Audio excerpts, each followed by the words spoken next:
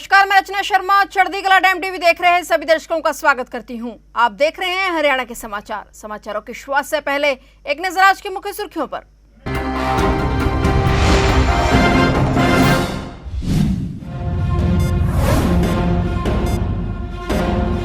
चरखी दादरी से एक पेड़ मां के नाम 2 मुहिम का आगाज। सीएम नायब सैनी ने की अभियान की शुरुआत। प्रदेश में इस बार लगाए जाएंगे 1,82,000 पौधे।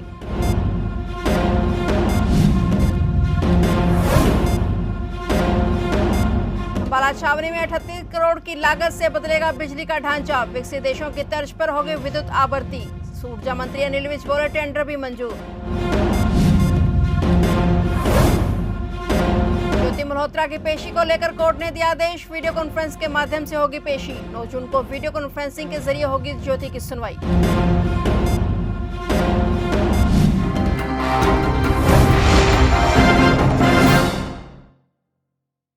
और अब समाचार विस्तार से।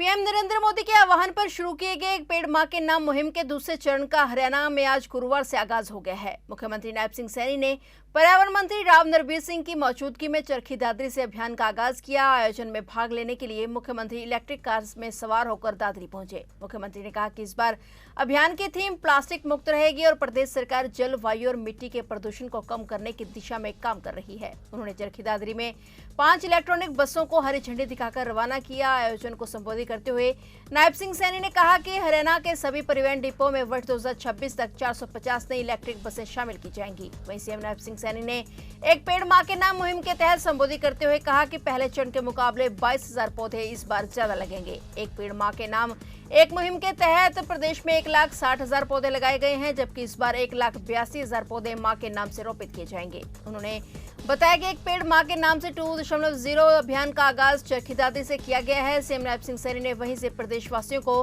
पर्यावरण दिवस के साथ साथ मां गंगा के अवतरण दिवस, गंगा दशहरा की भी सभी को हार्दिक बधाई और शुभकामनाएं दी।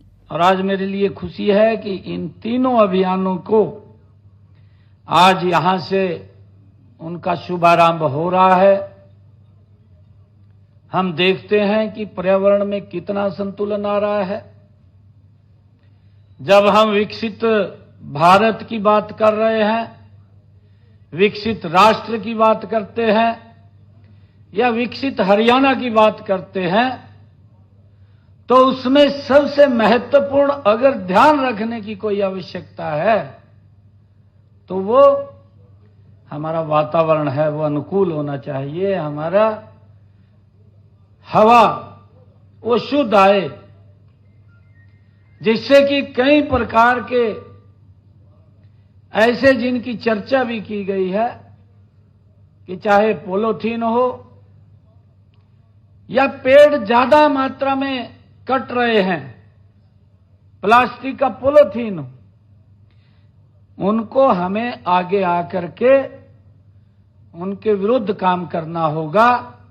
पॉलीथीन को बाहर करना होगा और ज्यादा संख्या में पौधारोपण हमें मिलकर के करना होगा, जिससे कि वातावरण शुद्ध रहे और हमें हवा भी शुद्धता से मिले। उसके लिए हम सब ने ये काम करना होगा।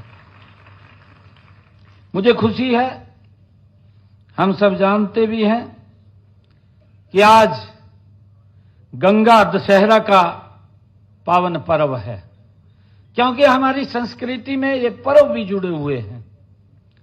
और किसी न किसी दिन जब ये हमारी संस्कृति के साथ ये पर्व जुड़े हुए हैं, तो ये देखने को भी हमें यहीं भारत में मिलता है।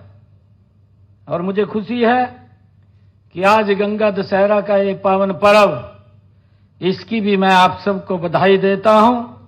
और कहा भी जाता है कि इस दिन मां गंगा धरती पर उसका अवतरण हुआ था, वो धरती पर आई थी। मुझे ये भी खुशी है कि मैं आप सबको विश्व पर्यावरण दिवस और गंगा दशहरा की बहुत बहुत हार्दिक शुभकामनाएं और बधाई देता हूं। मुख्यमंत्री नायब सिंह सैनी ने कहा कि राज्य सरकार ने उद्योगों को प्रोत्साहित करने के लिए प्रदेश में एक अनुकूल और सुदृढ़ औद्योगिक वातावरण तैयार किया है। इसके परिणाम स्वरूप हरियाणा न केवल राष्ट्रीय स्तर पर बल्कि अंतर्राष्ट्रीय स्तर पर भी उद्योगों और कंपनियों की पहली पसंद बन चुका है। मुख्यमंत्री ने उद्योगपतियों से आग्रह किया कि वे हरियाणा में अपनी औद्योगिक इकाइयां स्थापित कर प्रदेश की प्रगति और विकास में सक्रिय रूप से भागीदार बने। मुख्यमंत्री नायब सिंह सैनी अपने निवास स्थान संत कबीर कुटीर पर PhD chamber of commerce and industry के पदाधिकारियों को संबोधित कर रहे थे। इस दौरान उन्होंने कहा कि किसी भी प्रदेश में औद्योगिक विकास के लिए सड़क, रेल, हवाई कनेक्टिविटी एवं अन्य आधारभूत सुविधाओं का होना जरूरी है। उन्हें गर्व है कि हरियाणा में उद्योगों की आवश्यकताओं के अनुरूप ये सभी सुविधाएं उपलब्ध हैं। आज प्रदेश में विभिन्न क्षेत्रों की बड़ी कंपनियां अपनी इकाइयां स्थापित कर रही हैं, जिससे हरियाणा के औद्योगिक विकास को मजबूती मिल रही है। सीएम नायब सैनी ने बताया कि सरकार उद्योगपतियों के बीच सीधे संपर्क को मजबूत करने और उद्योगों के लिए अनुकूल वातावरण प्रदान करने के लिए सरकार ने कई सुधार लागू किए हैं। उन्होंने कहा कि उन्हें वित्त मंत्री के रूप में वर्ष 2025-26 के लिए प्रस्तुत हरियाणा के बजट में औद्योगिक विकास और स्टार्टअप को प्रोत्साहन देने के लिए अनेक घोषणाएं की हैं।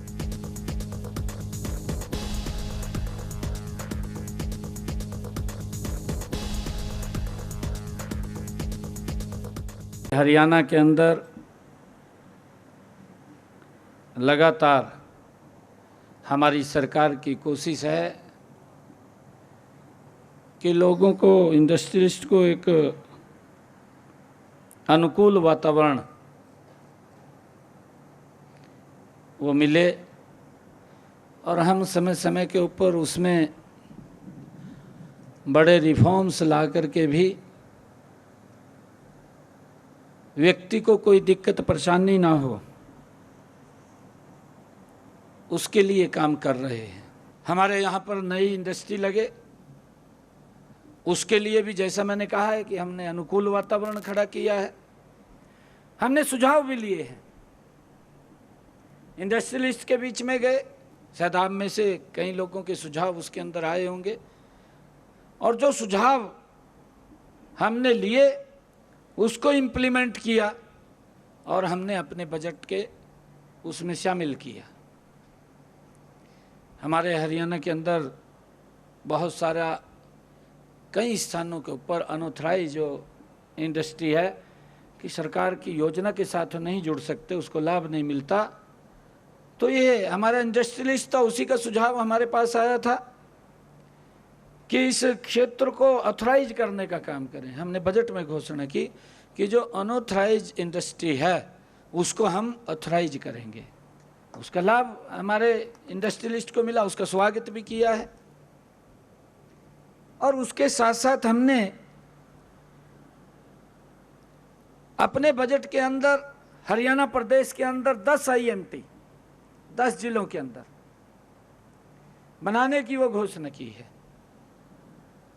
और वो 10 IMT यहाँ पर उसके लिए हम सारी रचना योजना उसकी तैयार कर रहे हैं। शीघ्र ही वो मार्केट के अंदर।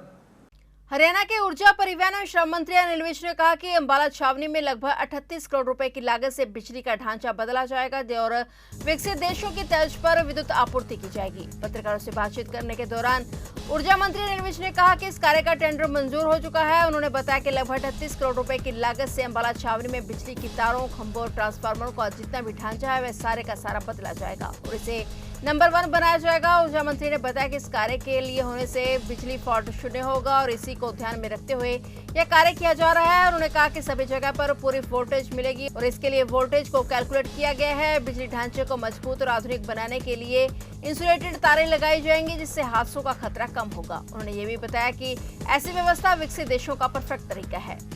टेंडर तो इसका हो गया मंजूर, लगभग 38 करोड़ रुपए की लागत से अंबाला छावनी का जितना भी इंफ्रास्ट्रक्चर है, बिजली की तारों का, खंभों का, ट्रांसफार्मर्स का, वो सारा का सारा बदला जाएगा और ये नंबर 1 इसको बनाया जाएगा। सर क्या फायदा होने वाला है?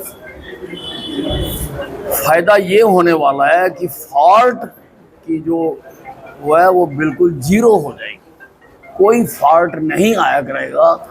इसी को सामने रख के ये किया जा रहा है और सब जगह पर प्रॉपर वोल्टेज मिलेगी। जो जहाँ पर जितने वोल्टेज चाहिए वो सारा कैलकुलेट किया गया है, वहाँ पर उसी तरह की तार लगाई जाएगी और तारें भी सारी इंसुलेटेड लगाई जाएगी। यानी बहुत देर से महेश नगर में एक प्रॉब्लम थी, कई हादसे भी हुए हैं, कई जाने भी गई हैं कि सारी कॉलोनियों के ऊपर से 33 kVA की तार जा रही थी। तो अब मैं बिजली मंत्री बनाऊं तो सबसे पहले मैंने वही हटवाई है। अब वो हट गई है वहाँ पे और लोगों को और उससे बहुत फ़ायदा होने वाला है। कोई अपना ऊपर मंजिल बनाना चाहता था वो मंजिल भी बना सकेगा।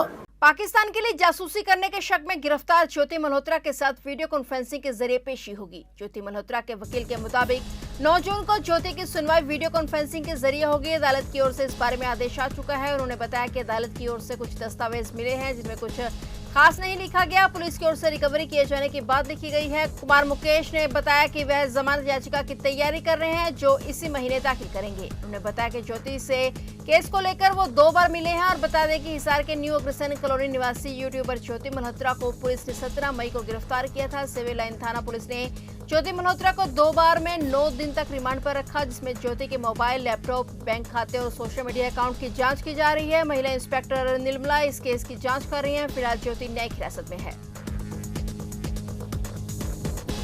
पलवल जिले के गांव सराव में सीएबीआई की टीम ने एम्स के डॉक्टरों की टीम के साथ मिलकर 3 साल पहले 8 वर्षीय रिजवान नामक बच्चे की हत्या की जांच के लिए 3 साल बाद कब्र से शव को बाहर निकाला है और शव को कब्जे में लेकर ऑल इंडिया मेडिकल दिल्ली के डॉक्टरों को हवाले कर दिया है, जहां मृतक नाबालिग रिजवान का पोस्टमार्टम किया जाएगा। इससे अब लगता है कि सीबीआई 3 साल बाद रिजवान की हत्या का जल्द खुलासा करेगी। बता दें कि 23 दिसंबर 2021 को 8 वर्ष के मासूम रिजवान का अपहरण कर हत्या कर दी गई थी। 23 दिसंबर को लापता रिजवान का शव गांव से बाहर ईख के खेत में शत-विशत हालत में पाया गया था। मृतक बच्चे के गले को किसी जंगली जानवर ने शत-विशत कर दिया था। मृतक बच्चे के शव को खेत में चारा लेने गई गांव की महिला ने देखा और शव मिलने की सूचना पुलिस को दी गई। शव मिलने की सूचना मिलते ही तत्कालीन डीएसपी सचिन सिंह भारी पुलिस बल के साथ मौके पर पहुंचे और मृतक बच्चे के शव को कब्जे में लेकर पोस्टमार्टम करवाकर शव परिजनों को सौंप दिया था। लेकिन पुलिस मासूम रिजवान के अपहरणकर्ता और हत्यारों को पता लगाने में नाकामयाब रही। मृतक रिजवान के पिता मुश्ताक ने जांच के लिए हाईकोर्ट चंडीगढ़ में अपनी शिकायत दी। कोर्ट ने हत्याकांड का खुलासा करने के लिए मामले की जांच सीबीआई को सौंपने के आदेश दिए थे। रिजवान के हत्याकांड का पता लगाने के लिए सीबीआई की टीम ने अदालत में दूसरी बार मृतक रिजवान के शव के पोस्टमार्टम की अनुमति ली है।